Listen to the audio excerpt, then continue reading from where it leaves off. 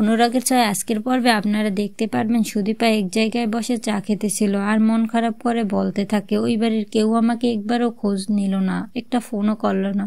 ওই বাড়ির সবাই এত মিথ্যা নাটক করতে পারে। আদিত্যর মা আদিত্যকে বুঝায়, সুদীপার মতো মেয়ে হয় না, ও অনেক ভালো মেয়ে। সুদীপা তোকে কোনোদিন ঠকাবে না, তুই বিশ্বাস রাখ। তারপর আদিত্যর মার কথা শুনে আদিত্য মনে জোর পায় আর মনে মনে বলতে থাকে, ওই ছবিগুলো কার? ওইগুলো হয়তো মিথ্যা নাটক করছে কেউ। তারপর আদিত্য সুদীপাকে খুঁজতে বের হয় বাড়ি থেকে।